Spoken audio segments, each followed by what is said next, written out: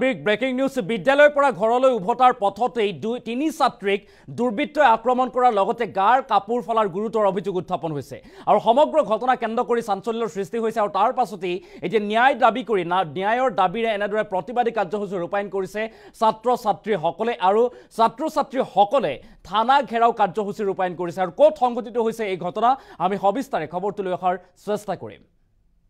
আৰু এইখন অসমতে চাঞ্চল্যকৰ ঘটনা স্কুলৰ পৰা ঘৰলৈ উভতা তিনি ছাত্ৰীক আক্ৰমণ দুৰ্বৃত্তৰ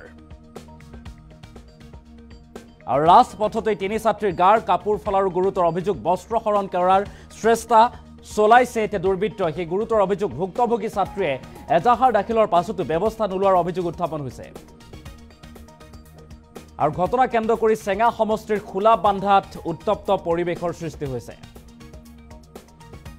চেঙাৰ খোলাবান্ধা উচ্চতৰ মাধ্যমিক বিদ্যালয়ত ছাত্ৰ-ছাত্ৰীৰ উত্তাল প্ৰতিবাদী কাৰ্যসূচী ৰূপায়ণ কৰিছে আমাক ন্যায় লাগে আক্ৰমণকাৰীক গ্ৰেপ্তাৰ কৰক ইত্যাদি শ্লোগানেৰে উত্তাল প্ৰতিবাদী কাৰ্যসূচী ৰূপায়ণ কৰা পৰিলক্ষিত হৈছে। অভিযুক্ত বাদশা মিয়া মহিদুল ইছলামৰ লগতে কেইবাগৰাকীৰ বিৰুদ্ধে এজাহাৰ দাখিল কৰিছে ভুক্তভোগী তিনি ছাত্ৰীয়ে।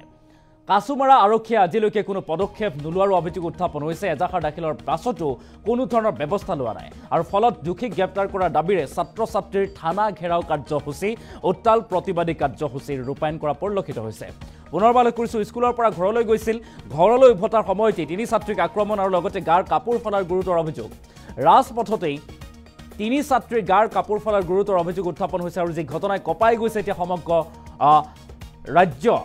নগৰবেৰাৰ চেঙা সমষ্টিৰ খোলাবন্ধা উচ্চতৰ মাধ্যমিকৰ তিনি ছাত্ৰীৰ লগত সংঘটিত হৈছে এই চাঞ্চল্যকৰ ঘটনা আৰু তাৰ পাছত অভিভাৱক আৰু ছাত্ৰ-ছাত্ৰীয়ে এজাহাৰ দাখিল কৰাৰ পাছতো নামসহ কেইবাগৰাকীৰ অভিযুক্তৰ বিৰুদ্ধে অভিযোগ দাখিল কৰাৰ পাছতো কোনো ধৰণৰ ব্যৱস্থা গ্ৰহণ নকৰাৰ অভিযোগ উত্থাপন হৈছে আৰু এনেদৰে একাংশ ছাত্ৰ-ছাত্ৰীয়ে এনেদৰে বিদ্যালয়ৰ পাঠদান এৰি এনেদৰে এতিয়া প্ৰতিবাদী কাৰ্যসূচী ৰূপায়ণ কৰা পৰিলক্ষিত হৈছে। আমাক ন্যায় লাগে ন্যায়ৰ দাবীৰে এনেদৰে উত্তাল প্ৰতিবাদী কাৰ্যসূচী ৰূপায়ণ কৰা পৰিলক্ষিত হৈছে। আমি দৃশ্যাংশ দেখুৱাম উইথ এম্বিয়েন্স সেই প্ৰতিবাদৰ দৃশ্যাংশ কিছু দেখুৱাৰ চেষ্টা কৰিম আৰু সমান্তৰালভাৱে মন্তব্য আছে আমি মন্তব্য আগবঢ়োৱাৰ চেষ্টা কৰিম।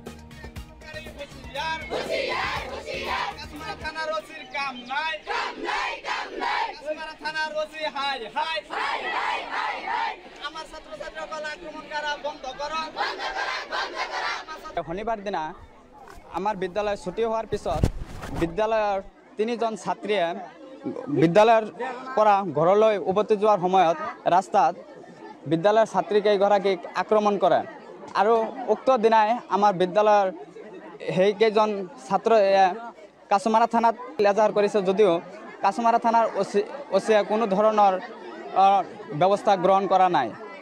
আমি ইয়াৰ দ্বাৰাই আপোনালোকৰ দ্বাৰাই আমি বৰপেটা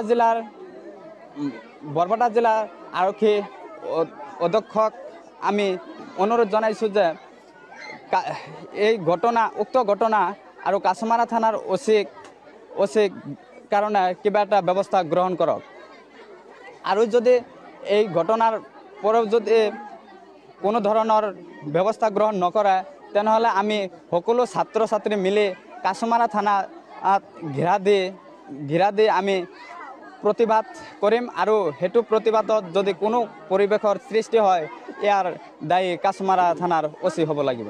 ইয়াৰ বাদশা আৰু মহিদুল ইছলামে দুজনে চুলত ধৰি হাতেৰে টানি ধৰি বাগৰি পেলাই দিছিল। চুলত ধৰি মাটিত পেলাই দিয়াৰ পিছত সিহঁতে ঘৰত মানে যাই কেনে কান্দি আমাৰ ওচৰত ক'লে আমি লগে লগ মানে কাছুমাৰা থানাৰ ওচৰত গৈছোঁ, আৰক্ষীৰ ওচৰত কেছ লিখি জমা দিছোঁ। সিহঁতে মানে আজিলৈকে কোনো মানে সিদ্ধান্ত লোৱা নাই। এদিন মানে ইনকুৱাৰীত আহিছিল, আহি পেলাই মানে আসামী এটা ধৰিছিল, ধৰি আকৌ থৈ গৈছে তাতে। থৈ যোৱাৰ পিছতে আকৌ সেইবিলাকক জামিন দি দিছে, মাৰপিট কৰিছে সিহঁতক, কাপোৰো ছিঙি দিছে কানি দুজনৰ কাপোৰ ছিঙি দিছে। এতিয়া আমি বিচাৰোঁ যে এইটো ন্যায়টো বিচাৰোঁ আমাৰ SP ছাৰ মহোদয়ক আমি এইটো ন্যায়টো বিচাৰোঁ যাতে আমাৰ